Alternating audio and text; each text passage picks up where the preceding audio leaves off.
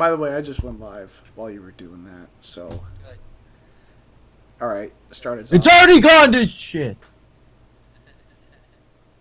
Welcome to the Dude Sports Podcast, where everything goes to shit all the time. Give us about 15 minutes and we'll totally do. All right, do your thing. Wow, that's No, it's already on live. Oh! You started laughing, and I switched it over while you started laughing. I was like, we need this in here. Yeah, you need it. Dude! Welcome to the Dude Sports Podcast. I'm your host, PC, and we got another great episode for you today. I am here with the main man from way out west, and K-Stel. Howard, I believe, is out gold mining out in South America. I think he was asked to... South join. America? Where do you get Yeah. that tip? I don't know, man. It's just like something crazy. I think you heard Did you it put a over... New Jersey behind you? I did not. I put the same jerseys I've had. I need to get an Iowa one of Isaiah, but it's the same No. same jerseys. How long's Book been up there? Book's been up for probably 2 or 3 weeks now, something like that. Not Hmm. it is very recent. You are correct, but I did just add all my other stuff back up. My live a great story. Oh Jesus! Flag is now officially hanging up in the man cave. But let's go We're check doing it. We're doing it. As is what it is. Let's check in with the dudes. Main man from way out west. Might as well start off with you. How has your week been? You know, what is today? The last day of summer? Is that? No. Teacher. I don't know. I can look it up for you. I don't think so. I don't know. When does school start? School started since like 3 weeks ago. I'm already done with two weeks. Oh, all right. Okay, so maybe last week of summer, whatever though. September 22nd is the last day of summer. But you know, I mean, today's the last Sunday without NFL football. We're gonna start going back. I mean, Kyle's already on it, like half screen and half ass in the podcast. Talk about. We got some NFL stuff to get into. I don't know. I haven't done any questions, but maybe we'll do some stuff there. We have a trade. You're the commissioner, right? We have a trade for you to push through in the fantasy football. I league. am the commissioner. We can totally go and push Oh, yeah, that. yeah. Let me- Football's in the air, guys. Hello, folks. Football's in the air, and we got some good stuff for you. And gosh, man, Yeah, let me go. soccer. I think what the Sounders just win. They just beat Messi. Someone said it was a big deal. Is it for the championship or something? It might be the MLS championship. F1. I just saw the F1 movie. Who knew Brad Pitt was such a good driver? Gosh, he's so good in every movie he's in. Yeah, I don't know if there's one that's not good. All right, and then we have baseball. Mets starting pitching. What the heck? Start calling us the New York Royals. Well, it's actually our bats that aren't working for I us. was like, but what there's- are you that's a whole talking different- about? Royals starting pitching is like the only good thing we got. It's like still bad. It's all it. Because the Mets isn't bad. Actually, the Mets have the two best pitchers in baseball, Nolan McLean and Jonah Tong. So that's cool. And Brandon Sprout will be the third best pitcher in baseball when he makes his debut. So that covers baseball. UFC, we got in France. I think I heard that if Howard doesn't make it, he was going to take a trip over to France, see the Fighting Nerds in person, because there's a cool card coming up next weekend. And then cool UFC 2 weekends ago. Tony Ferguson, man. Big Tony Ferg. Oh my gosh, the championship run starts now. That's all he needed was the first win. That's his first win since Khabib ducked him, dude. Imagine if Khabib got hit by that. Oh my No. goodness. Look at my X or Twitter, whatever you want to call it. All the highlights have been reposted. That's all we'll say about that. And then, yeah. Hello, folks. Talk to this goofball. What's your Yeah, I shirt guess say? we can see what old K-Stelt's up to. Mr. K-Stelt, how was your week? A long hiatus. Yes, football is in the air, and I cannot. I'm so excited it is in the air because I am so sick and tired of consuming baseball. I'm tired of consuming, actually. What is the world telling you these days? They're telling you to consume. Consumption. Consumption. But yeah, no, baseball's been a big part. The Royals have tried to do this limbo thing where they suck and then they don't suck and then I don't know what they do. They're in this playoff race and I don't know what to think. Ricard Jensen's up, so that's cool. KU's actually, I think KU's good at football. And like, Oh my God. are they? Maybe. Are they good at football? Big test this week. I don't know. I wasn't here for like last week, so I wasn't able to be here for cut day, which I was pretty upset with because I am basically a Mike Pennell like super fan, and I just got on my soapbox and talked about how Brett Veach was the luckiest GM to ever exist on the planet. And the only reason that he's here is because John Dorsey didn't know how to manage a salary cap. The new Kingdom documentary is a bunch of goofy crap, talking about Brett Veach's daughter. Wait! What about your other big news? Okay, I don't want to. Come on. PE teacher, English teacher. I'm lost.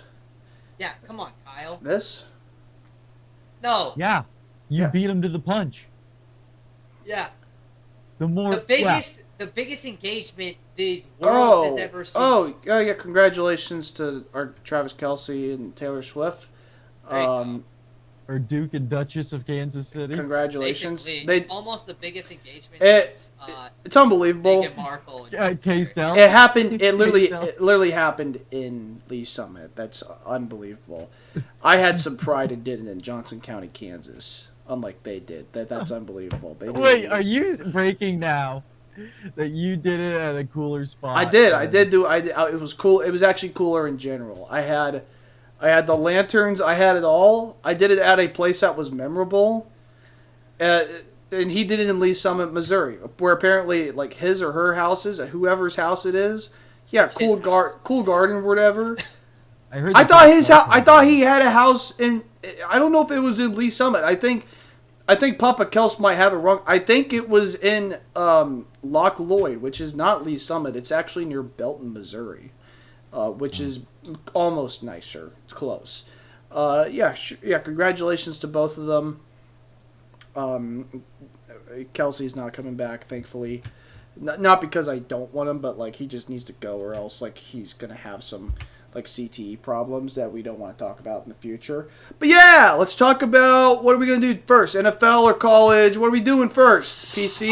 We can talk. There's no Google Doc. I'm fucking my head's spinning. You're right. I know. I've been slacking today. I had some stuff going on. But let's go right into the Never NFL use talk. excuses. Your enemies won't believe you, and your friends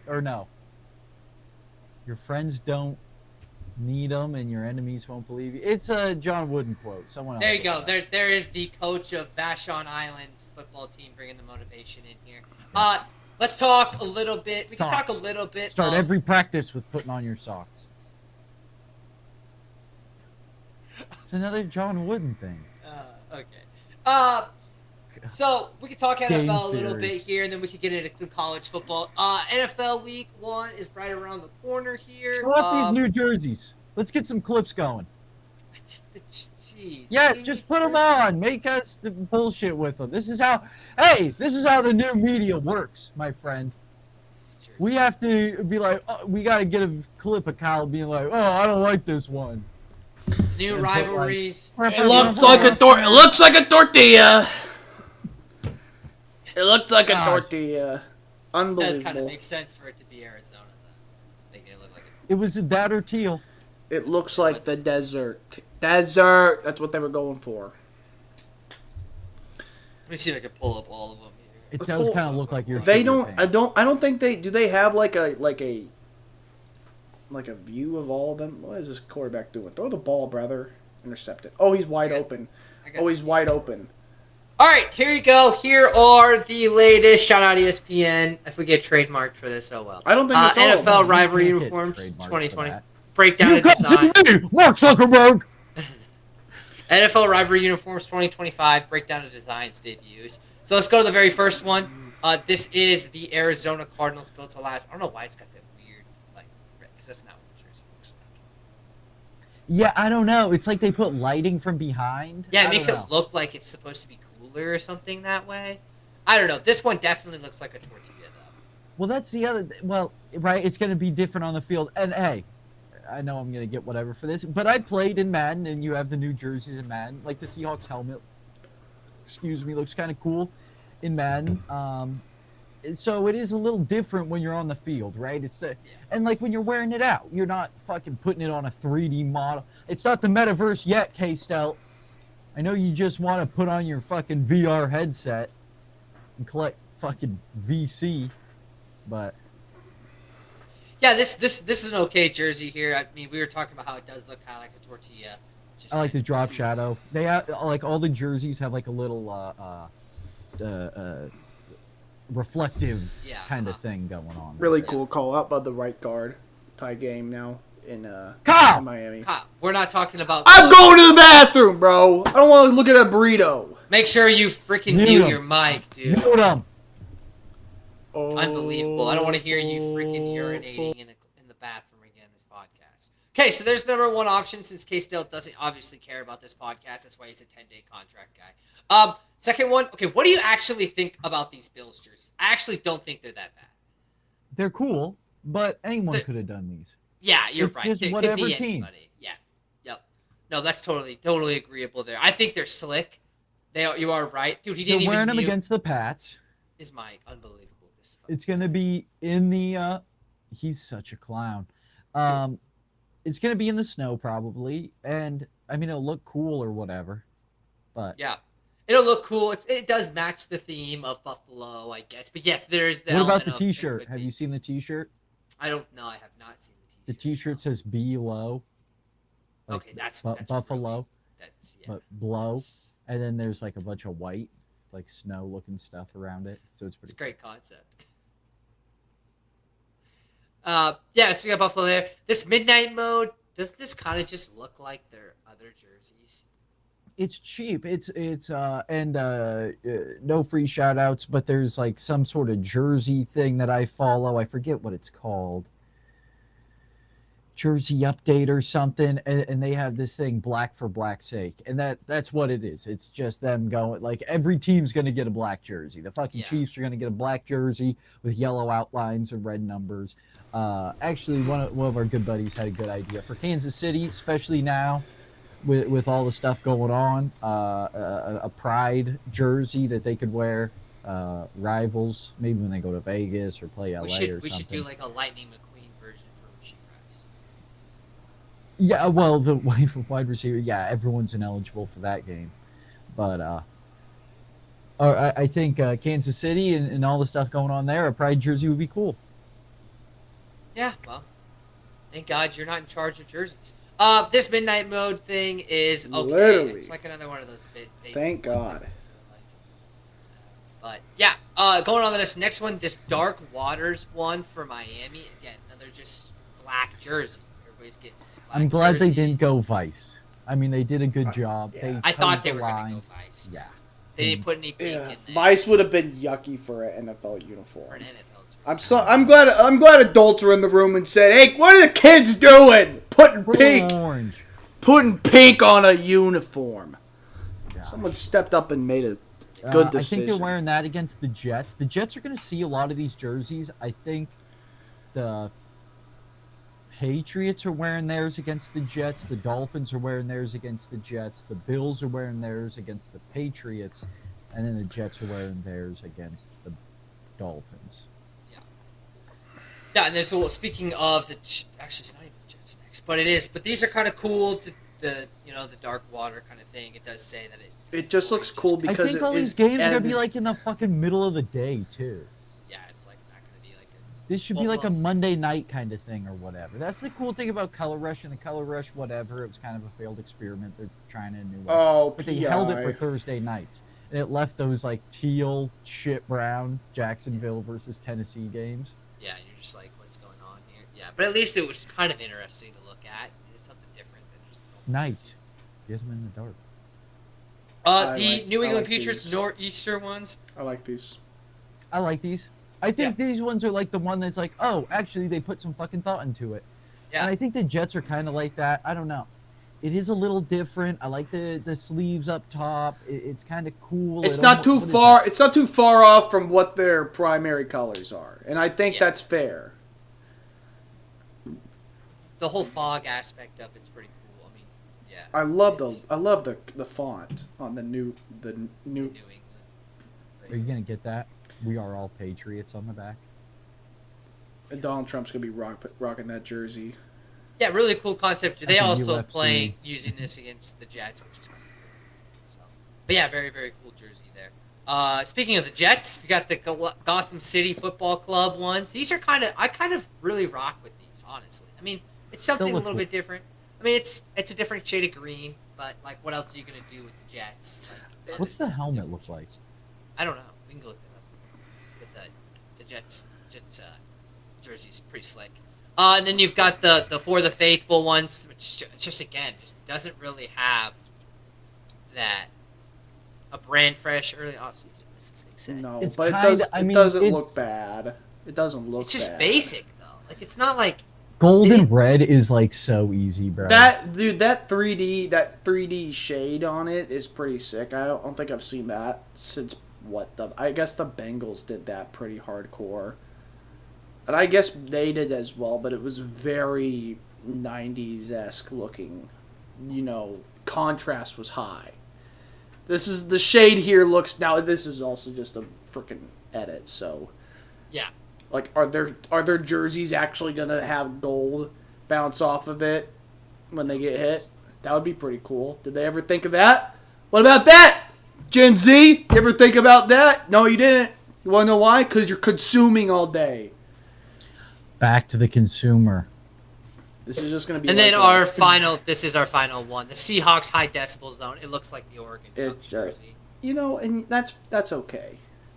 That's okay. It looks like it's just an alternative of the Oregon Ducks jersey. Please the fan base, bro. Yeah, I don't get how that's sound waves. I I've been don't trying to either. squint and look at it and be like, why is that a sound wave? They say it's a sound wave, and I believe them, but I've never seen. I mean, I like whatever they do, like the thing like this for sound Yeah, waves. because it's got it's the. But whatever it doesn't these really even things look are like right that. What do you think? here. Yeah, so it's mad. So interesting. P4 said Why. something about like Arrowhead Pride, which is a great content creator for the Chiefs. Like, do you think they're just gonna come out with like a jersey that is like Chief, like Shawnee, on there, like just a whole like tribal jersey? That'd be pretty cool. That would be pretty cool to do like the whole the headset. You kind of looks Yeah. like it's No, going they to- actually have it on the helmet, and it goes the whole time. That's gonna be canceled immediately. Yeah, 100%. They don't even let people have the same team names that are of Native American unless you're any good. The Chiefs just lied and said, "Oh, we called our owner that. We called our owner chief. We called our owner chief." Yeah, until they whatever. become bad again. And Whatever. When they Whatever. changed, and they ended up going to a different city. I don't know. Out of those, what was the dude's favorite jersey out of those 8 jerseys? What did I rank it? I don't want to like change my rankings because I had a ranking. P4 go first. Let's just go with Jets first, 49ers 2, Patriots, Bills 3, then all the black ones. Arizona can be ahead of the black ones.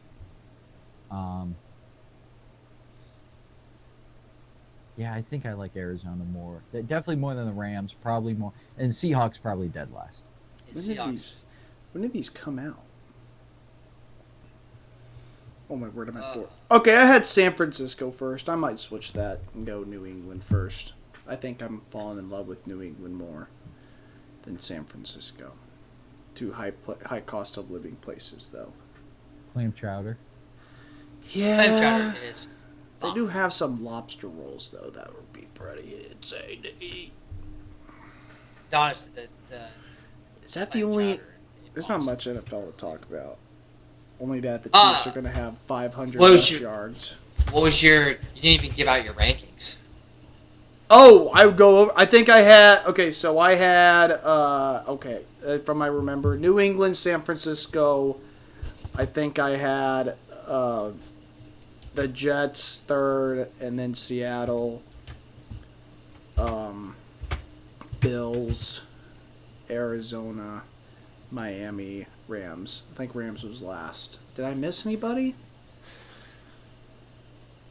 I don't think I did. So. Rams just didn't make any sense. It just looked like, oh, the colors, but black. Mine probably goes New England. I really like the font of the New England here and the colors here. It's really sick. And then I would probably go the Jets, and then probably I like the Bills jersey, even though it can mean for any team. I like the jersey itself. So I'll go Bills, then San Francisco. Then I'll probably go Arizona just because the cool kind of different details of that. Then I'll probably go Seattle, even though it looks like an Oregon Ducks jersey. It's better than the two black jerseys that just look really plain. I'll probably go Miami, and then last, the LA Rams, just because it just looks like every one of their other jerseys. Like, it does, there's nothing really that different about it. So, but yeah, NFL season starts next week. We will be locked in on that. Fantasy football is going to start up for the boys. I'll make sure Except to give the you guys trade. updates. I did. I will get the trade pushed through here before we get off camera, maybe even off camera, maybe even off later tonight. But the thing that is going on right now that we just got the first week of was college football, and boy, did we have a weekend. Start off with these Thursday games. Pull the sketch up real quick. The Sketch. So on Thursday, because this is just FBS 25, just FBS. Thursday we had Boise State, number 25 ranked in the nation, get absolutely thumped by the guys down in South Florida, and that was basically it for Thursday. There was Mizzou looked really good. They played Central Arkansas. Nebraska. We can talk about Nebraska a little bit. This team, obviously looks like Patrick Mahomes, the whole thing. We all know about that with Raiola. The physical game itself. What do you think about Nebraska after playing this game? I think Nebraska is the same team as last season, except for their defense is probably not that much better. I don't know, I don't know how to decipher this team. I don't know what to think about this team because it's technically the same team, even though their personnel is flipped. It's a Matt Rule team, so it's the same, which is good. I understand that they did not allow passing yards, which is good. That's fine. But they let the quarterback of Cincinnati run all over them. So it just looks like they're in a too high shell the whole time and not getting out of it. And they're like, who cares? You're not beating us over top. Yeah, I don't know about Nebraska. I have a few Nebraska fans around me, like in my school and stuff like that, talking about how this could be their year. They didn't impress me that much. Raiola didn't look that great. He looked okay. They're playing Cincinnati, which Cincinnati is going to be a middle of the pack team in the Big 12, realistically, if not lower. They won't be They're barn burners. They're okay. They're going to be okay. They may make a bowl, but they're not going to compete for a Big 12 championship or anything like that. We're not talking about a top 3 team in the Big 12. We're talking about a 6 to 8 in the Big 12, probably. Maybe a 5 if they get really lucky. But, I find Nebraska got extremely lucky in that game, that Cincinnati's quarterback is such a bonehead and decides to throw a deep ball when you're in field goal range like that. I know you're trying to play hero ball, whatever. But I think they got lucky. I don't think their defense played that well. I don't think Rule, coached a great game. I don't think Raiola played all right. He had a few drives in there that were good and fun to watch. And you could see some, if he could lock and hone in on those great plays and eliminate the negative ones that he had, he's going to be a great quarterback. But I think they got lucky. I think Cincinnati, if they just play the small game, kick that field goal, they may have losing in overtime. But like, if you're Nebraska and like, if you listen to Nebraska fans, they're saying they might compete for a Big Ten championship this year. I think that's dumb. But I mean, if you almost get beat by Cincinnati because the quarterback was a bonehead, and that's where you think you're going to be able to compete against teams like Ohio State, which we're going to talk about, Penn State, Michigan looks really good. All those teams in the Big Ten, and you think that performance is going to get you over the hump? I don't see it happening. P4, did you check out any of this game at all? Did you see anything about Nebraska?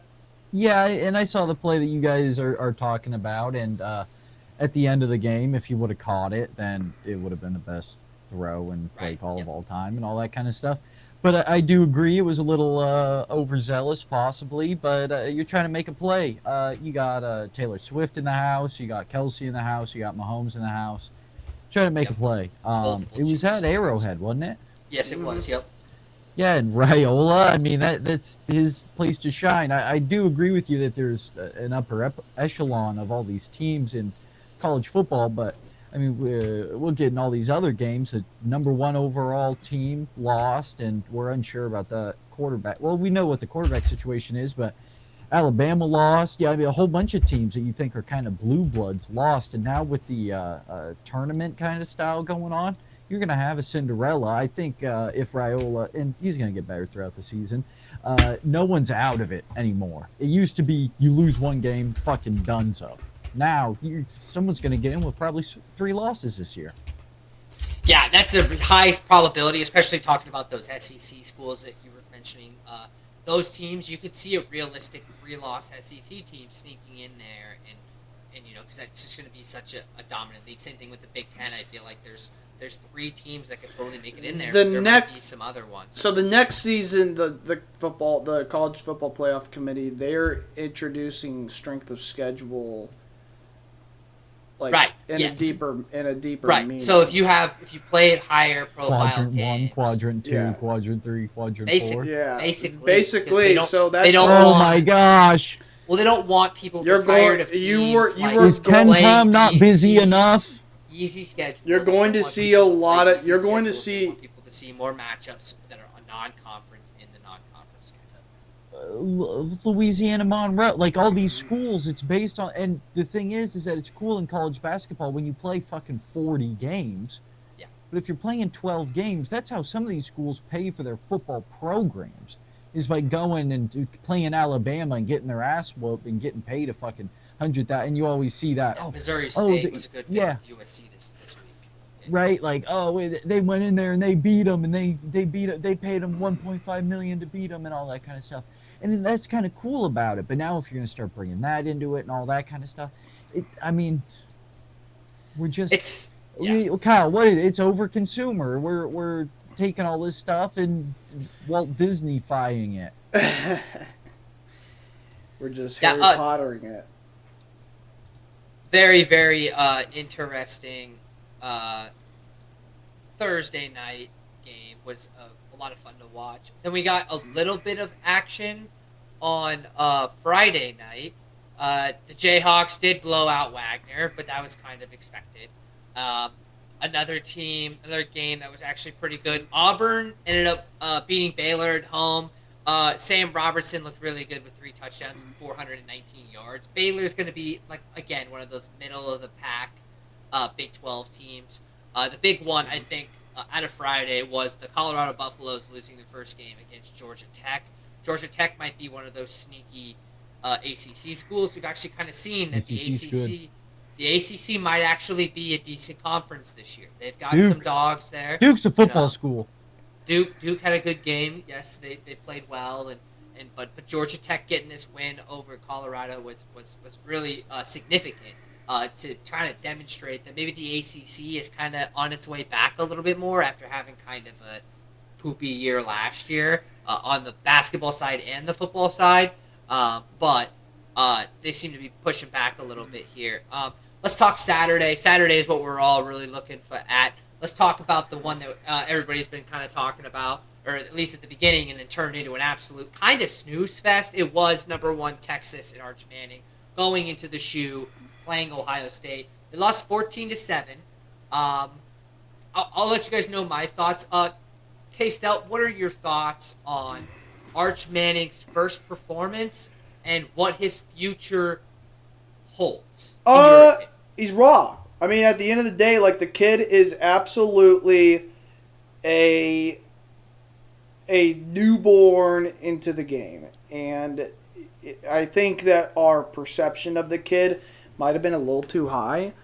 Now, at the end of the day, we can't forget that Quinn Ewers was also a really good player. So there was in college football. So we can't go, hey, the reason he didn't play was because he had to sit for a little bit because Alex Smith, this and that.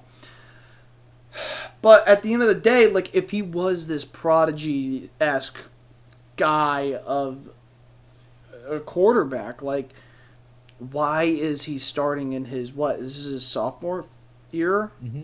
It is his second second year. Now, I'm not saying that 5-star quarterbacks should start, as a true freshman all the time. But I mean, at the end of the day, did he have anybody teaching him any?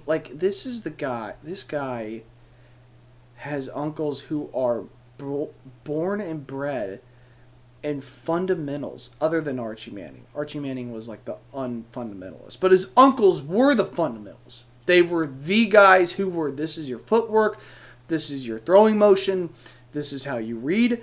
And Arch Manning went out there and said, you know what? I'm named after my pops.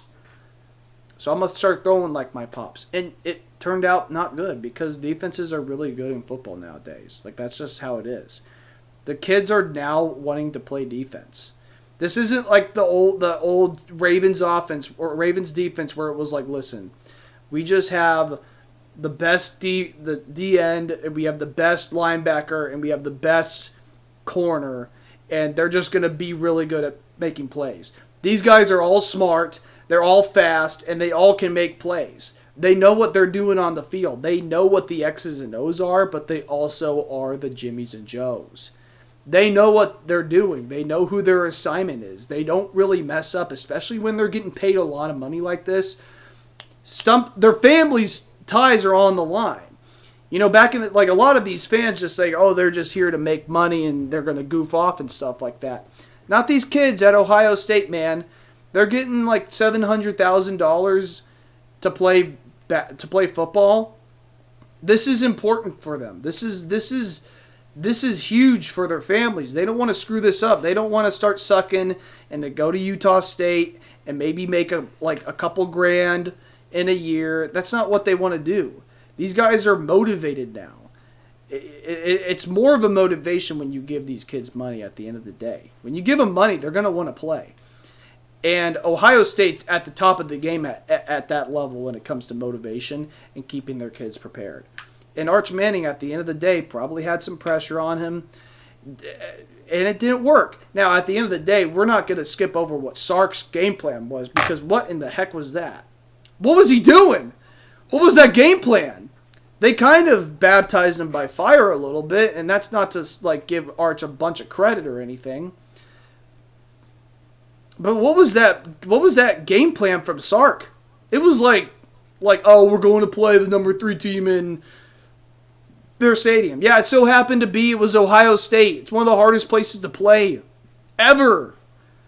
And you're going to go in there and just put in a lollipop game plan?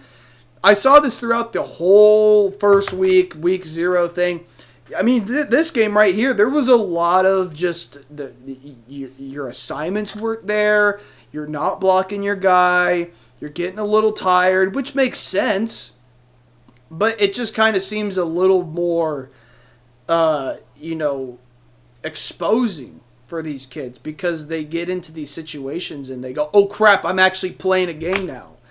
I think, what did I read? There's 75% of the starters on FBS schools this year have been sitting for 1 or 2 years. So they've been behind all of the COVID guys. All the COVID guys are out. They're gone. Except for maybe 10%, 5% of these guys. But like all the linemen, that no one's gonna play with 26-year-old linemen anymore. They're done. They want the 18-year-old kid. They want the 19-year-old kid. They want the youngsters. And now we're getting all these youngsters who were sitting forever, and now they're into play, and they have no idea. Not that they have no idea what they're doing, but the lights are on, the camera's on, and you're making the money, kid. You see that camera? It says ESPN on the side. It says CBS. So yeah, the first week, just in general, the first week of football was very ugly. It was very ugly. We could tell by week 0 in the K-State and Iowa State game. That game was disgusting. Those poor kids went into Dublin. It was cold. It was rainy. The field conditions were awful. Like crap. Now K-State still is garbage because they barely beat a North Dakota team at home, which isn't off par for what they do. But my goodness, like what's going on? I don't want to say this to be a biased guy, but like there's a couple teams out there that looked pretty solid in what they did, and KU was one of those teams. They knew exactly what they were doing. That doesn't mean they're going to be a top 5 team in the nation, but like we're going to see like a couple of these coaches who are getting paid a lot of money are not going to be getting paid a lot of money in the future because they technically don't know how to, run these teams. They're really smart. They know how to, run these plays and this and that. And, oh, look, we can recruit guys. This is one of the biggest, entertainment levels in the United States. And if it doesn't work for you, like Alabama, you're going to get shut down. This coach for Alabama is probably a really solid coach. Does a lot of good things right. But what he did on Saturday, he probably just lost his job. He could win out. But you lost to Florida State. We went 2-10 last year. Yeah, I don't know. I mean, P4, that was long-winded by K-Stub. We're used to this by now. What did you think of Arch Manning in that game specifically? It's his 3rd career start. He has 125 career college pass attempts. He had 30 of them in this game. Now, I will agree that he didn't look as good as you want him to look. There's also some stuff that probably goes on the game plan from Sarkisian. But, I mean, this is his 2nd start. He's not going to the draft next year. Then he'll only have, another 10, 15... not quite 15 games, but let's say he gets 10, 11 games in this year. That's 22 starts. Then the next year after that, yeah. Yeah, I mean, there was a whole thing with Bill Walsh where he wouldn't draft a quarterback unless he saw 30 starts. And then he'd sit them for a year. And I don't have to sit here and tell Chiefs fans, as a Jets fan, that throwing a quarterback into the fire is an NFL. And maybe I'm going a little too wide scope with this, but I mean, the kid's got a lot of growing to do. He's a true freshman, played in 2 games, completed redshirt 2 passes on 5 attempts. Then his redshirt season, he played in all 10 games, but he only started 2 of them. He looked good in some of those games. It was Louisiana Monroe. But him versus Ohio State being ranked as the Heisman favorite, number 1 overall pick, even though all of his family said he hasn't been much of the media. I don't think I've ever heard this kid talk. And like I'm into a lot of football media, and he's pretty quiet. He keeps his cards pretty close to the vest. So I don't know if this is a game. It's definitely not a career-defining moment for him. But I do agree that I think he left some things desired. Yeah, he I feel like Sark could have took the training wheels off a little bit. It felt like very micromanaged. I don't think he was throwing the ball well anyways, but you didn't really see that many like creativity plays. You had him trying to throw, 5-yard outs, 5-yard ins. Like nothing was really until that one drive they scored a touchdown where he threw a 30-yard bomb, like a really great ball, NFL style throw. And he looked like that potential that everybody is seeing from Arch. I agree with both of you. I think it's the first start. It's tough to judge him based off of one start. It is probably the biggest start he could have had. I think he's playing the number 1 defense in the nation. The only other argument would be LSU by the way they played, but Ohio State had it. He's facing a NFL defensive coordinator who ran circles around the Mannings in his time. I mean, he knows how to play against them. It's really tough. They're playing in the shoe, one of the toughest places to play. I think Arch will be fine. I think Texas will be fine. But he needs to definitely, like you guys have been saying, he needs a little bit of growing up to do. He's got to be able to make some of these throws. Like some of them that were like underneath, we say these training wheel throws that I've been saying, he missed. And some of them he missed pretty badly. And you're like, man, like what is going on here? I mean, maybe the pressure was getting to him a little bit. And, he's got some tough matchups. Go look at the schedule. It's not easy for Texas. There's not that many holes. I mean, this next 2 weeks or so, they've got some pretty easy matchups, but they go to Florida to play at the Swamp. They go to Georgia. They have Texas A&M coming in. They've got Kentucky, who's got a pretty good squad coming in. I mean, there is no break for the Texas Longhorns. It's all fire. So he's going to have to figure it out a little bit. I think the next few weeks we'll really see if Arch is the type of potential that we see. I agree. I don't think he's an NFL draft pick this year. But, maybe time will tell. Maybe he'll really settle in and really we see that flash superstar that we were all thinking and expecting. So that was probably the biggest matchup of the day. But then the biggest upset did not come from that game. It did come from, in case Del kind of already mentioned it, Alabama losing to Florida State, which is just mind-boggling. They lost 31-17. Go Noles. They didn't even seem like they were in the game. They were down 7 at one point, but then Florida State came back and immediately scored another touchdown to seal the game for them. If you're, and I'm going to take this question to the main man way out west first, and then Case Del, are you concerned about the Alabama program under Kevin DeBoer after last season and the start of this season? Are you getting a little concerned that maybe you didn't get the right guy? Washington fans sure seemed to like him when he was in Washington. It has been proven in the past that there was some weird stuff going in the water up here. People who succeed here may not succeed elsewhere and vice versa.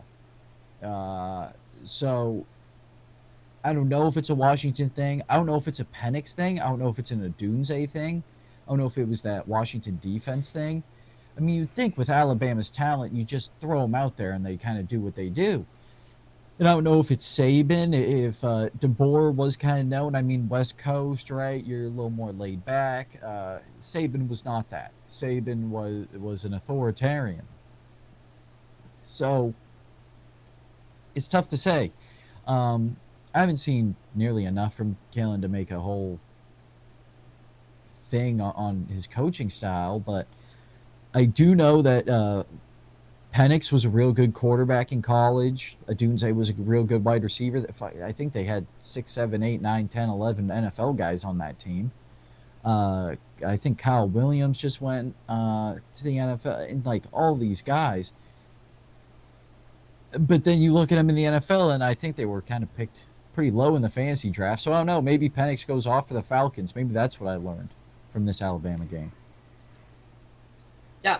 K-Stel, actually, same question here. Do you, after seeing this, and you've looked a little bit further into this probably than P4 and I, but what are your thoughts on this Alabama Crimson Tide? What do you see? The thing that I think got overshadowed is what Mike Norville is. Like, last season was so bad with DJ, whatever his last name is. I'm not even sure. Yeah. Like, when they brought him in, like, from the get-go at Clemson, DJ was, bless you. God bless you twice. We knew DJ was a talent, but he had nothing else. He had, like, everything else was off. In Florida State, they can bring guys in. It's not like they don't have money. They can transfer guys in. It's a nice school. The Florida girls. Get them in. And what they did is they played a good team at home, and their home crowd showed up, and they beat them. It's a good team. It's a good Florida State team, and people kind of forgot. This team also went 13-0 last year. Like this Mike Norvell guy, he's not an idiot. He knows what he's doing.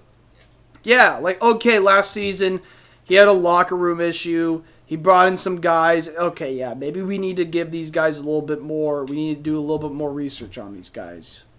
Locker room stuff and all that. That doesn't mean that Alabama's team just didn't look good. Now, I think they're going to be fine. But Dubois, is that Dubois? How do you pronounce it? DeBoer? It is born. I think it's a culture change for Alabama fans. The authoritative sequence from Nick Saban. Nick Saban's one of the greatest coaches of our generation in any sport. So it's not like Alabama fans are gonna go, oh yeah, we expect Nick Saban out of this guy. It's kind of hard to expect a Nick Saban out of anybody else. So, yeah, there's going to be a little buffer period. I don't think they're going to be horrible, but they're not going to be 1-loss, 2-loss teams anymore until the culture is set in correctly. Until you get that situation, and I get the fans and the donors and whoever, it's different. But at the end of the day, like, is Alabama that big of a, like, do they have the money that Texas A&M does? Do they have the money that Michigan does? Really? Like It's gotta be a sad realization for. Like, why do you think Nick Saban left because he was old? He told us why he left. We don't have the resources to win in this era. We don't have it. I bet you Texas Tech has more money than Alabama does. And unless this is a wild like jump, but if Donald Trump does get this third party thing fixed, which I don't know who spoke in his ear about that, maybe Saban, maybe NFL owners or whoever, I don't know. But if that doesn't get fixed, then Alabama teams like that, like, we're going to see who the real teams are. Miami's going to be a real good team. They're going to be a real good team. Notre Dame probably will be good. We're like, K-State will go out in the fizzle. They don't have a shot. And that's no offense to K-State, but they have no money. It's going to be a Power 3, maybe Power 2, Big 10 SEC, and maybe the Big 12 just gets all the leftovers. Like, hey, whoever wants to come, ACC, the Big 12 combined, and that's who they are. It's a Power 3 school. Power 3 conference now. Yeah, Alabama fans are going to have to figure it out. It's going to be a hard lesson for them. It's going to be tough this year. I don't think Ty Simpson is their quarterback. They thought they. I don't think that it's Kevin's guy. I don't know. I've heard he sat on the bench for 2 years. Was supposed to be pretty good after Milroe, but he's already was there before Brewer got there. I think Norvell's team in Florida State is going to be really good. I've kind of up on the ACC this year. They've just proven that they're going to be pretty good this year. They should get 2 or 3 teams into that college football playoff. I mean, if we're looking at the big scheme of things, I know Clemson lost, and we'll get to them here in just a second, but they looked good. I mean, even though they lost, right? They look. Klubnik's got a few things to fix, but Clemson looks good. Probably because the coaches don't have a ton of people to listen to, like the SEC and Big Ten do. Do you think the Big Ten played well? The Big Ten had but the Big Ten, they get it. They get that. Like, listen, our coach is our guy. Like, he's our guy. The SEC, that's not like it. They got people who don't even, like, they don't have football knowledge. They don't care. They just own the money. And they go, I like this guy. I like this. I want him to do this. They got people to listen to that don't care about the team. Yeah. These I mean, SEC, if you look at this, you look at this schedule, and I'm just looking off screen right here. They've got UL Monroe next. Okay, whatever. Then they got the Badgers. Should be an easy win for them. Then they go to Georgia, which is going to be a very difficult game. Georgia's really, really good this year. Vanderbilt, sneaky little okay team. They lost a lot of guys, but could be decent. Play at Mizzou, which we'll see how good Mizzou is next week when they face Kansas.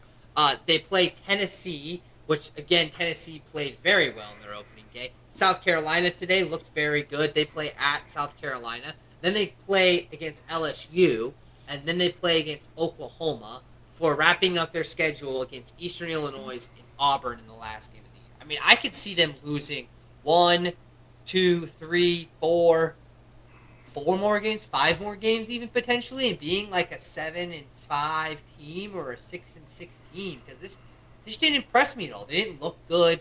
Brian Williams, I mean, he's great. He had a few drops, but I mean, like, worst game ever. You can't. I mean, it's so many pieces going in football. And P4 has brought this up multiple times on the podcast. It's not an individual sport. You can have the best player in the world, and it doesn't matter. It's football. Like, you have to have all these pieces working at the same time. I think Florida State had all the pieces working. Alabama's still trying to figure out the pieces. We'll see if they're going to be able to move on. Let's talk about the final game Saturday, then we can move on to some MLB as we're getting closer to October. Final game talk about is LSU versus Clemson. LSU did win 17-10. P4, did you catch any of this game? Figure out watch any of this? I was not able to. I was at practice. But which one's the real Death Valley? I guess is my question. You would say LSU. I mean, they kind of marched into Clemson and kind of didn't run it. But they were ahead 17-10 since halftime, basically. And their defense, that defense is unbelievable. And I've been saying Ohio State had the best defense, but LSU's defense is dang good too. And I wish we had Howard on here to give us more of an in-depth analysis of LSU, but LSU's defense could carry them to a national championship. As long as Niesmeyer does not have any screw-ups like he did last year, because he had some bad games where it really costed them the game. They could be in contention to be SEC champs. That's how much confidence I have in the LSU Tigers. I don't know if that'll happen. They got to try to beat Texas and Georgia. I'm really all in on South Carolina too. The way that Lenoris played today, he was exceptional. And they've got Harvard there, wide receiver, who is also really good. And I think Virginia Tech actually is a pretty okay team. I don't think it's like a bottom tier ACC team. I think they're a middle of the pack, but they played really well. But LSU's defense looked phenomenal. I think it's going to be very difficult for anybody to score on that defense this year. I don't think that they're going to have too many blow-up games. As long as Niesmeyer doesn't blow up, you could see them as a high seed in the college football playoff, if hosting a game, maybe even having the first round bye. K-Stout, what did you think of the LSU game? I didn't watch any of the game. It just kind of looks like the two defenses are pretty good. Yeah. Kind of stinks for that quarterback for Clemson, I think it is. Everyone was kind of like, oh, this guy may be good. Like, he could be something. And he wasn't that good. Probably because LSU's defense it should be good. It should be good every year. And I think that's the same thing we've been talking about with Arch, too. I think those quarterbacks get an opportunity to show that they're really good. They just play exceptional defense. Yeah, it's also if you want to play in the NFL, you've got to be good defenses. It's week one, and you got two teams that are just hungry to make a statement. Yeah. And we're gonna see defenses be good in the first couple weeks, and then offenses are gonna start like rolling around and figuring out how they're gonna do. Sure. The linemen get some clips, yeah. get some tape, be able to see how they run, function, be able to try and expose stuff. That's why these coaching systems are always so good. So that was week one. We do have week two coming up here. Since Howard's not here, I don't really want to start this pick'em thing. We'll start it next week. Plus, I don't want to really put anything on this KU Mizzou game. I know K-Stel and I will be locked in on that. And we've got some great matchups in week two as well. The game of the week, I believe, is Oklahoma-Michigan, which should be a pretty good contest. Let me go look at this top 25 and see if there's anything else that's any interesting. Duke plays Illinois. That'll be a really good game.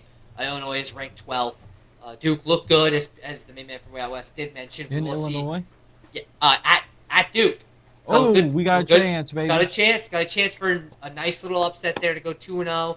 Iowa State will be very good just because of the rivalry there. And that is about it. You've got Ole Miss at Kentucky. I feel like that could be a pretty solid game. But other than that, you've got Michigan at Oklahoma, and then, of course, the border war where K-Stout and I will be locked in watching the Jayhawks take on the Missouri Tigers. We'll talk all of that next week, but we might as well move on into, because we're kind of getting close to a playoff hunt here in the MLB. I don't know. I've got my own opinions on the Royals, and I'll give them, but I'll let K Stout kind of take over his talk of the MLB. So whenever you're ready, Kyle Stelting, your government name. Yeah, so this is the moment. I think I've been doing the wild card standings for a while now, just because I like it more than the other ones. Oh, dang it, I just picked a scab on accident. Let's go for the American League here. The Detroit Tigers. I know lose to the Mets tomorrow. Yeah, so the Brewers have been, this team of, like Devil Magic, but man, the Detroit Tigers are on. I don't think their fans have seen anything but good in the regular seasons of any of their sports teams, which begs me to think what the sports gods are doing to Detroit City. They are 80-58. They're really good. Toronto's also playing pretty good. They're 3 games up right now on the New York Yankees, who decided to play the White Sox like 500 times and just stat pad themselves. And they lost today. The Houston Astros are 75-62. They're kind of just figuring it out right now, just kind of blanking it. New York, of course, they played the White Sox. They played like 3 awful teams in 3 separate series and just stat padded against them after a horrendous end of August. Boston played some bad teams, but they also didn't do too well in the past. I think they lost the series to the Pittsburgh, so that was pretty incredible. Seattle, they've kind of been shuffling. And Hey, Cal. Yeah. What? 50. So Seattle's been The shuffling. big dumper. Yeah, 50 home runs is pretty good. Yeah, congratulations to the Big Dumper for doing his I wonder thing. whose record he broke. He broke Salvador Perez's home run record. Congratulations to Cal Raleigh. Oops, wrong one. Texas is actually the wild card hunter right now. They're 71-67. They've won 8 of their last 9 after Kansas City kind of just beat the brakes out of them in Kansas City. Casey played the Tigers in 6 games after that Texas series, and they just kind of got their butts handed to them. They didn't get They don't have swept. any offense. They didn't get swept, but they didn't. It just was not a good series. They have no In offense. both series, No offense. it was kind of sad. Tarek Skubal killed them. It kind of looks like the Royals are losing the ability to tread water. They'll have to play really. They have to go on another run to do anything, but that's going to be pretty hard to That's tell. not good. Their schedule is tough. There's no. Cleveland is 68-67. They're just, I don't know what they're doing. Tampa Bay 67-69. Angels are dying, of course. Athletics are dead.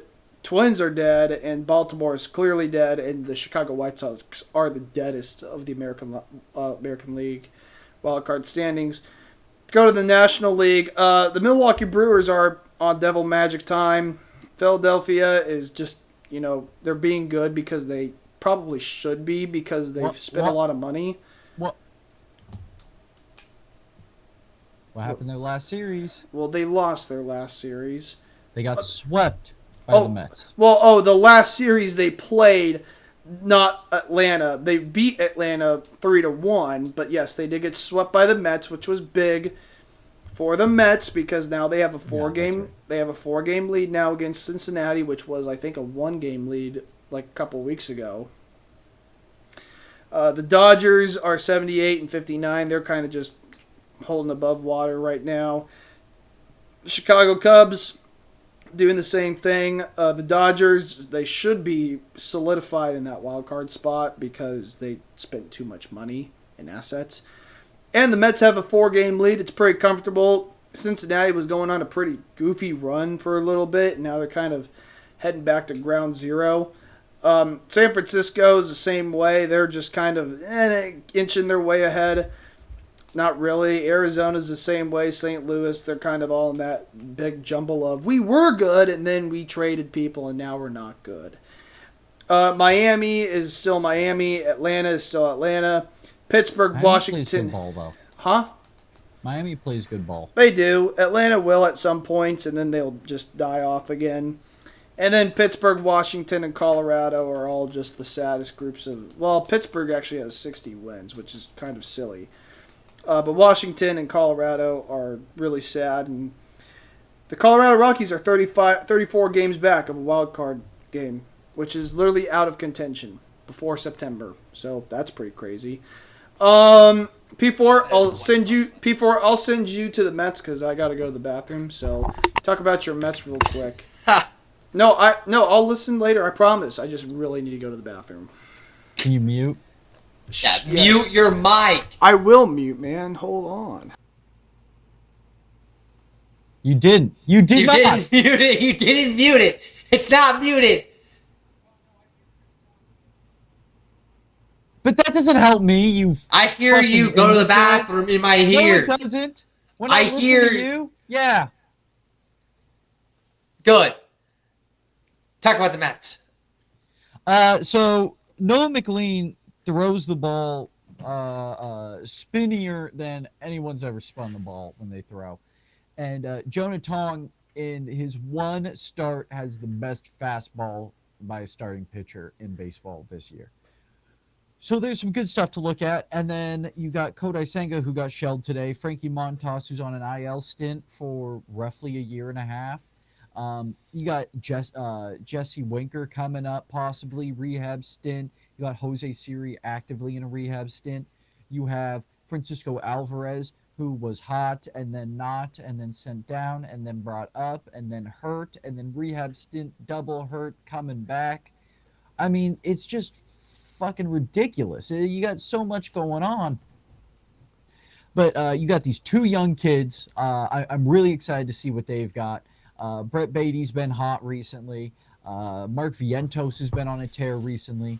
Juan Soto, I think he's cemented himself as much as Yankees fans don't want to admit it.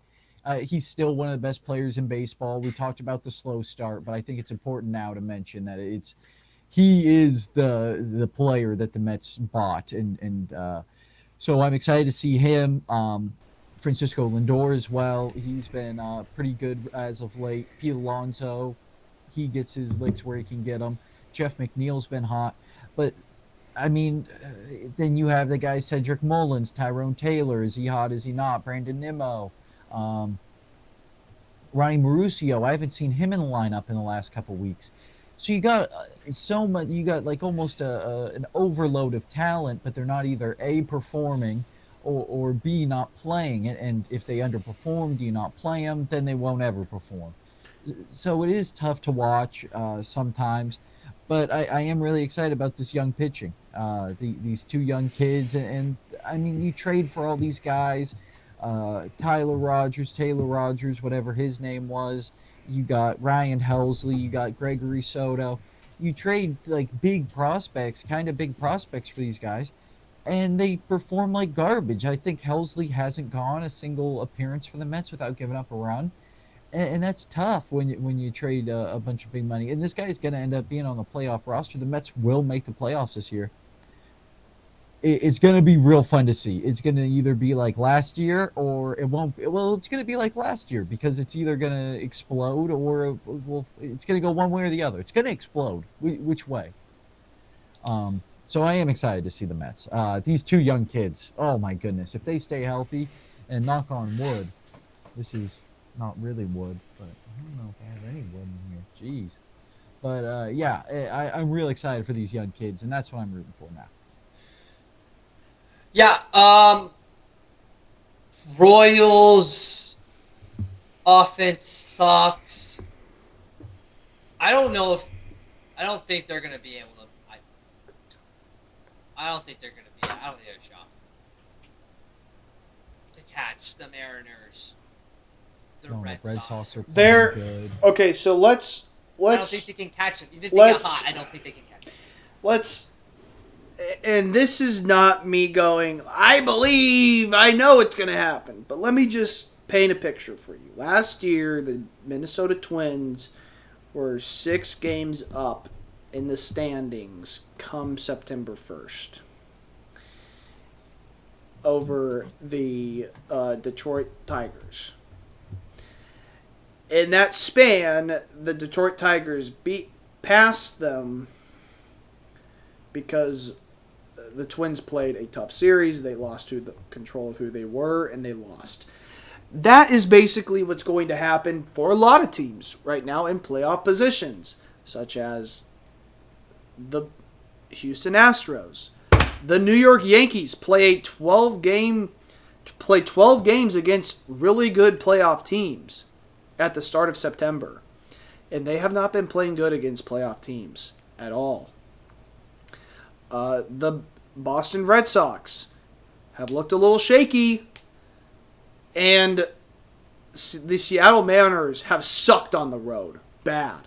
And they're on a 12-game road streak. 3 of those are in Kaufman, too. 3 of those are in Kaufman, which they don't play well in. Those would be big games for the wild card picture. The Texas, that comes up in 2 the weeks. Texas Rangers have been playing really good ball. Now they don't have the tiebreaker against Kansas City. If the Texas Rangers win tomorrow, they are a game up on Kansas City. They're a game up, full game up, which means they have, I believe, 2 more games to play before they can, or no, 1 more game or 2 more games to play before they're like matched up with the Royals on schedule of games played.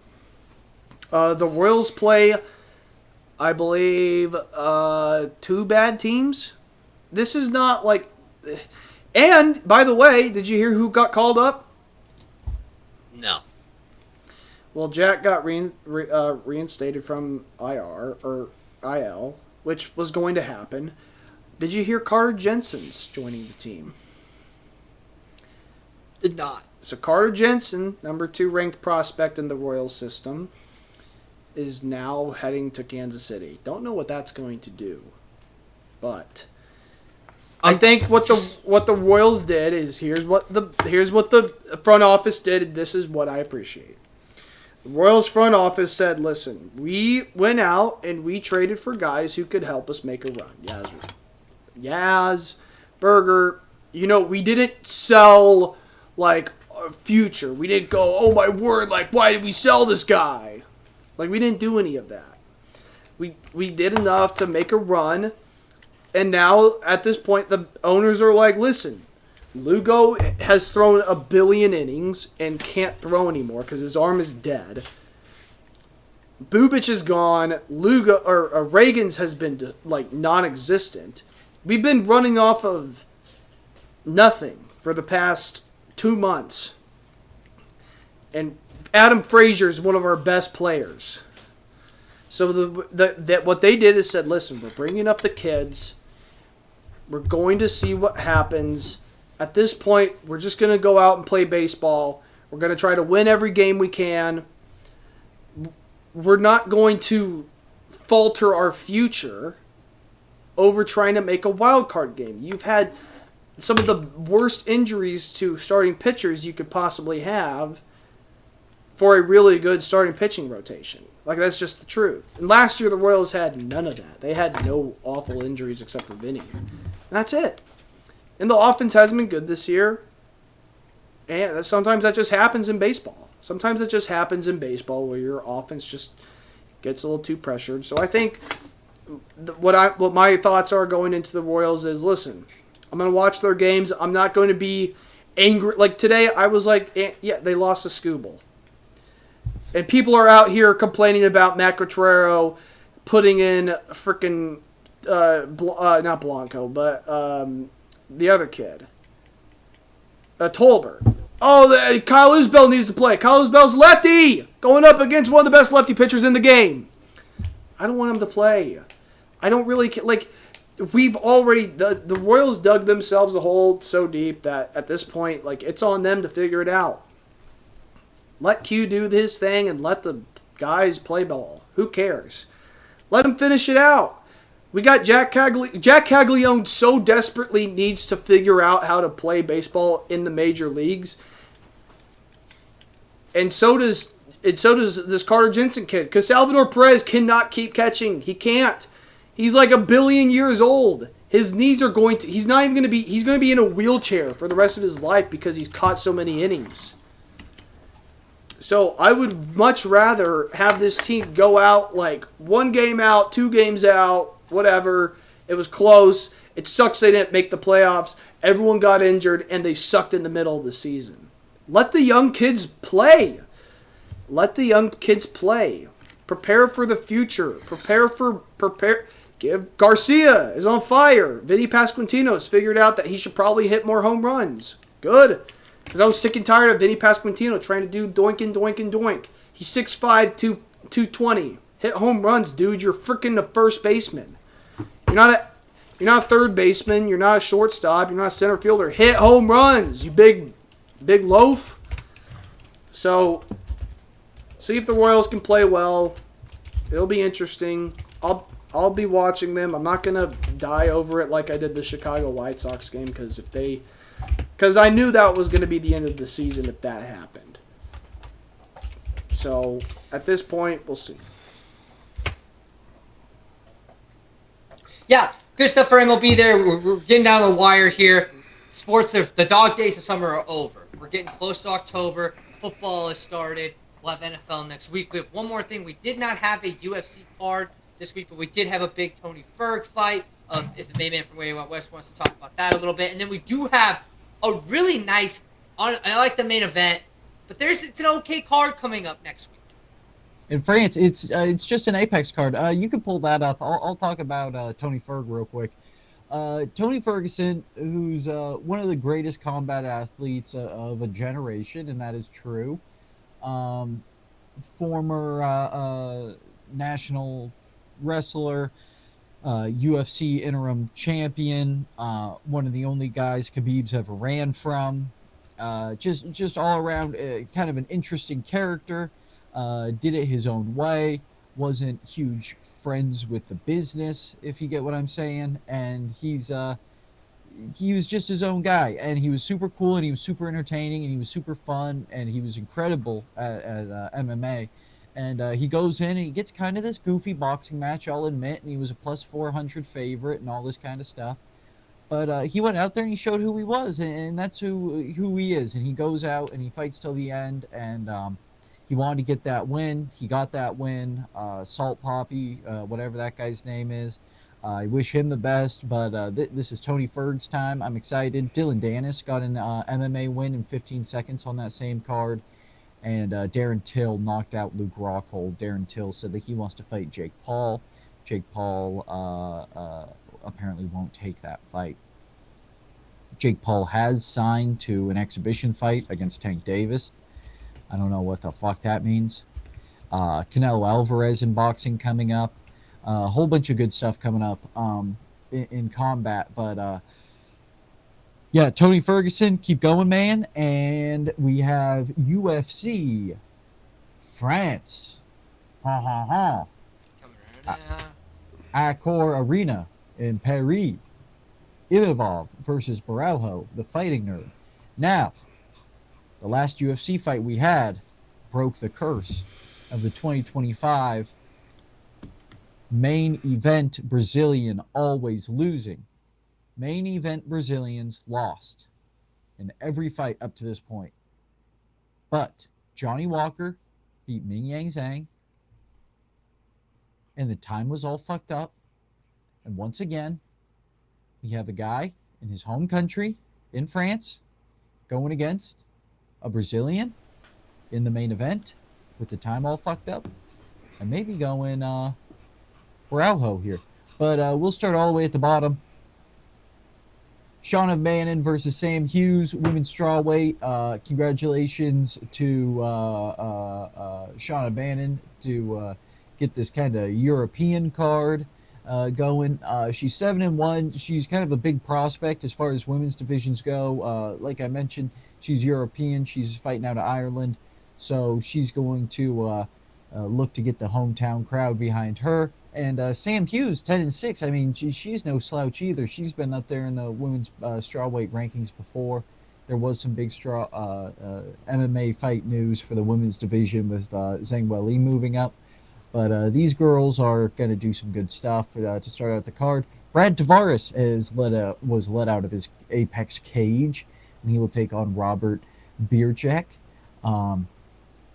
The Polish fighter. His last fight he lost. Brad Tavares, who's been kind of stuck in the Apex as of late, makes the trip over to Paris, France. Oh, it's a little bit different on that one. All right, and then we have Sam Peterson versus Trey Waters. Trey Waters coming off a win. He's this kind of lanky welterweight. He's kind of fun to watch. I believe he was a Contender Series guy. And then we have Sam Patterson, who's a big English prospect. He looks a little slight in frame. This should be a good fight. I do think I'm going to take Waters by maybe just won't go the distance. But these guys are two powerful fighters, two power punchers. They can grapple a little bit. This is going to be a fun fight. Tall guys, too, 6'5 versus 6'3. William Gomez versus Robert Pachulia. They don't have any info on Robert, huh? I mean, it is his debut, but Robert Pachulia, a name that's been around. I think he was a Contender Series guy. Robert Pachulia. Yep, Polish. He's from the It's crazy they don't KSW. even have any, no Yeah, information on not even his him. No, not even height where he's or from. anything. Yeah, but he is a two-time KSW champ. His last two fights were KOs. He lost to a body kick in his only loss professionally, and that was all in the KSW. He's only fought really professionally in the KSW. But he's a European prospect. A lot of Europeans on this card. I mean, they're in France. What are you going to do?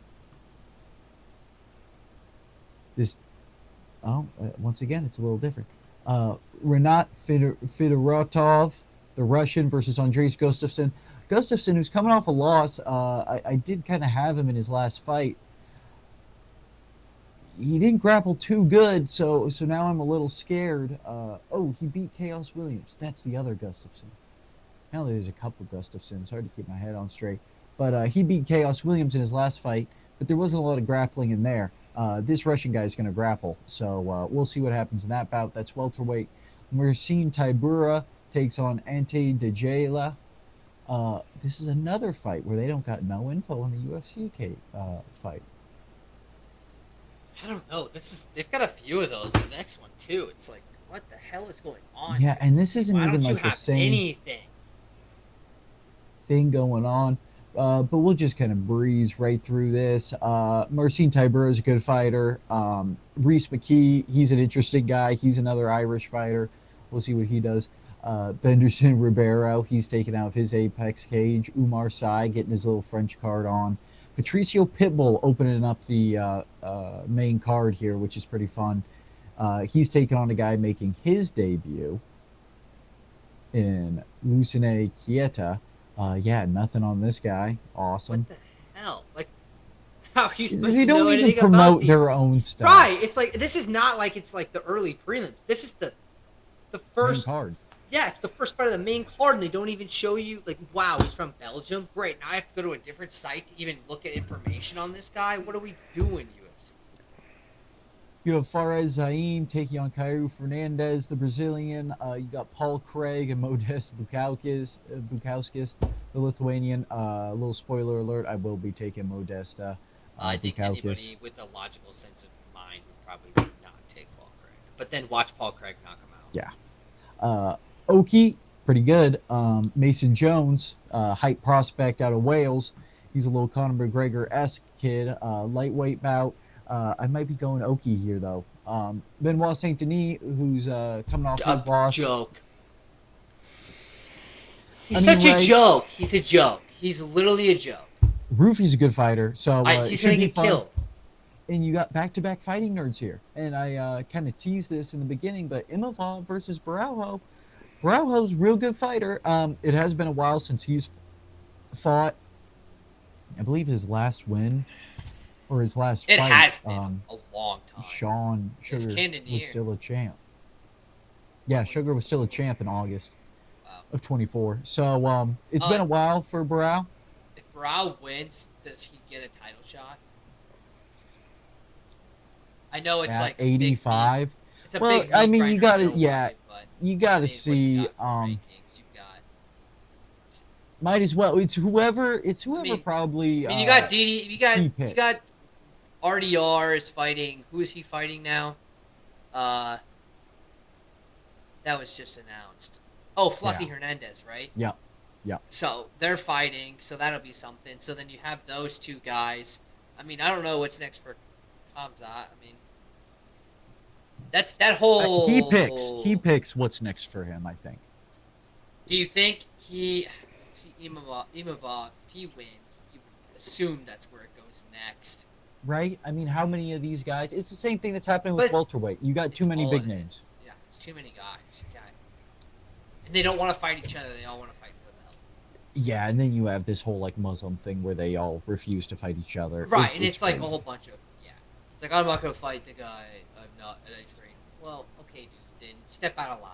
Like if you're Mhm. not gonna fight the champ because or one of your buddies and you're like I'm the ranked number 7 guy and I want a type. No, dude, like no, it's too. There's too many good names up there. You gotta fight somebody else. I don't want to fight this guy because we train together. Okay, well, then get out of line. Like that's the whole thing about the whole fight scene. You've kind of seen recently with a lot of this stuff, and we've talked about gatekeepers or whatever. But like there's nobody that like wants to. The reason why fight the each gatekeeper other. thing, and we talk about it, and we say it's in almost like a negative connotation, but it's a positive connotation. Right. Neil Magny, Nate Diaz, all these guys, they'll fight anybody. Right, And doesn't matter. you know what? That ends up with a couple losses. Right, But if at you least cherry they're pick testing. and you don't fight Tony Ferguson and you're Khabib and you pick all these guys and maybe you're respectful and you don't lose around and whatever, yeah, you're a good fighter, but you cherry You pick. didn't fight anybody. You didn't fight when they were. You didn't want to take any risks. If they're not going to take any risks, then And what? maybe that makes what you are a we better even fighter. doing?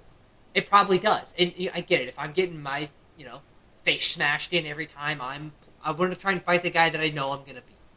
Like Mhm. that's it's very logical. But as a fight fan, you want to see these guys fight each other. You want to see the tables continue to turn over. See these guys that are actually the legit number 1 contenders John Jones, Tom Aspin. show them that they're actually the number 1 contender by fighting some of these other guys. And then those other guys, it's not like they can't come back and fight for the belt again. Like they just gotta win a few more or whatever. Maybe they gotta fight an upcoming guy, and maybe that's how they work their way up or whatever. But you see that a lot. You see it in middleweight right now. I mean, you see it in welterweight some. They're just not fighting each other. I mean, like if you look at the featherweight, I mean, Evolov hasn't fought since December 7th Mhm. because he won't fight anybody. He won't fight anybody except the champ. Yeah. And I get it. If you're the number 2 guy, like why not go fight another? Well, then go out there, like make it no doubt, no claim that you are the next. Lap the up. division. Like tell everybody Right? That's else. what like, Izzy was doing. That's what Usman yeah, was doing. And that's just what you be see the out of champ. these guys. Like it's like beat guys. Like instead of like playing this whole game, and I get it, like you were saying, like if you're a fighter, you don't want to take as much damage, or maybe you could potentially get knocked out. Now you got to fight 2 or 3 more times to even get back in the position you were currently in. But at some point, these guys got to fight each other. Like they have to. If we keep having this log jam at the top, there's nothing's ever gonna get done. It's never gonna get those high profile fights that we really, really want. It's gonna be all of these, like Cosmot's gonna pick RDR.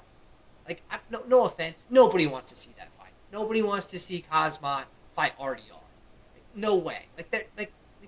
And it's the same way with some of these other guys too. It's just like they're picking, and it's like, well, okay, bro, like these, like cool, but like let's see some fighting. I don't know.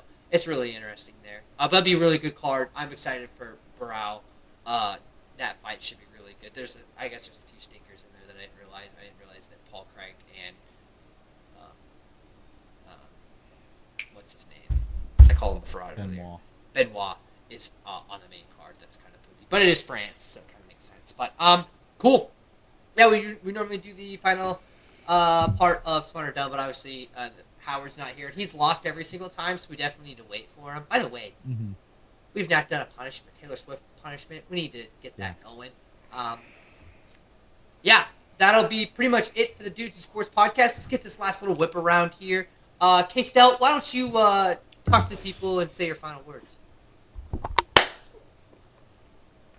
Justice for Mike Pennell. Showed up to camp, first one there. Go Royals. Just try. Keep working, keep grinding. Don't just die. That'd be cool if they could just keep going. Do you want them to make the playoffs? I would. Like I would. at this point right now. I would really like them to make the playoffs, but they have. Last season was just such a magical season that this year was kind of the. Here are the gaps. Like our hitting coach is doing well, but now we have to sign older players to hit well, I guess. So, like, there were questions that we didn't know about. I would really like for them to make the playoffs. I really would, but at the end of the day, they have not been playing like they deserve to make the playoffs, especially since June and stuff like that. And we haven't invested that heavily into the team where I'm like, this is ridiculous. Like, this is getting silly. I think the Jayhawks are going to beat Mizzou. I think they are. Like, why did I put that out there? Oh, I put that out there for the universe. Like, if they don't, then so what? They don't beat an SEC school on the road. But I think KU's a good team. I think they're a good team, and I think they can go and beat. Well, you can't hear you. They're 6.5 point underdogs. Yeah, I know. I mute my mic like when other people are talking. Yeah, I know. Using the restroom. They and are. keeping the mic on I so get other that. people- That makes sense for a team to be 6.5 point underdogs, like at a SEC school away. And I think this, like, if Jalen, listen, like what the only like large injury to KU is their linebacker, whose kind of biggest role is to rush the quarterback. So he's kind of a specialty linebacker. All the other linebackers who are, run stoppers and stuff like that, they're doing well. Oh, by the way, Dean Miller, you ever heard of that guy? Yeah, he's going to be a NFL like third round or like higher. That's how good he is. So yeah, I think KU can go and beat Mizzou. I hope they do. If they don't, then it sucks. They played a hard road game. If they do beat Mizzou, don't be surprised if you see them playing for a playoff position. Because that's just kind of what it is. If they beat Mizzou, I think they're a playoff team. As long as Jaden, They don't have a lot of other tough contests. They got Iowa State and Ames. Yeah, but they've got. And they got Lubbock and they got Texas Tech. There is some. They're gonna beat They're gonna beat K-State this year. They're gonna beat them. It's gone on long enough. It's ridiculous. We are out of the Les Miles squad is out. This is the new squad. This is the recruits that were brought in by Leipold. This is the team. The good group of guys, good coaches. It's gonna be fun. So, yeah. Let's see if we can. By the way, I've already seen enough Mizzou fans talking about how John Brown was a terrorist and the equivalent to Osama bin Laden. So that's great that Mizzou fans are still holding up their heritage of being against anti-slavery abolitionist. So that's fun. Man for Way Out West, what's your final words to the people? Push that trade through so I can see Garrett Wilson on my fantasy football roster, please. I'm doing it right now. Great episode. Like, donate, subscribe. We got a couple of folks, maybe just me, two watching right now, so who knows? Started shooting 99 minutes ago. Holy smokes. Yeah, it's always fun doing this, talking some ball. Go Jets, go Mets. Let's see, Nolan McLean. We're going to see him, I think, on Tuesday. And then we'll see Jonah Tong sometime later in the week. I'm real excited to watch some of that. And go outside, get some sun while it lasts. I know it's going to start raining here pretty soon, probably. And then football season's upon us. So let's go Jets, Jets.